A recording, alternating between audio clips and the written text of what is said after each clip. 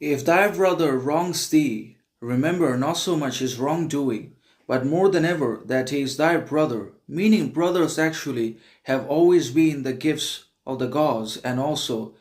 the creation and development of the universal phenomena and of natural circumstance and consequences also have contributed to a development of not only our eternal qualities, significance, talents that seems obviously out of place with our knowledge education, but also when it comes to the brothers, then they are gifts of the gods. So that's how this works. And whenever a man or a person that we consider to be our brother wrongs us or does something absolutely heinous, unacceptable, unfair to us, then we should not actually always be consumed and possessed and fixated upon or by the wrong itself or by what he has done. But instead, we should definitely try to reach the understanding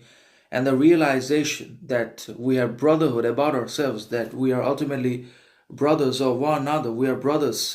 of each other in one way or another. So obviously we should identify and realize the feeling of the eternal brotherhood that obviously prevails about ourselves. And obviously wrongs and mistakes can be done by anyone and everyone in the world, and it's not just about brothers. Human beings are prone to mistakes, and obviously to err is to be a human, and also to be stupid, ignorant, arrogant also is part of humanity and character and nature in one way or another. So obviously whenever our brothers wrong us, then we should not be fixated upon all the time or try to evaluate their wrongs and as to how they could have done to us this, but obviously we should understand, realize that they are brothers first and enemies, rivals, competitors later.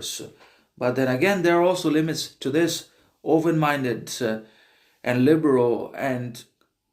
virtuous, moral, responsive understanding, because everything has a limit. We also have to decide as to what we're going to tolerate and what we won't absolutely tolerate, except regarding the others, no matter who they are, what they represent to us. We also have to decide what is wrong, what is right, what is fair, what is unfair, what is just, what is unjust in our relationships, character, personality, talent, skill, action, and also regarding the others. And then we will be able to set proper boundaries as to what we're going to entertain and what we're not going to entertain, what we're going to dissolve, reject, overlook about the others, and as to what type of people we want in our lives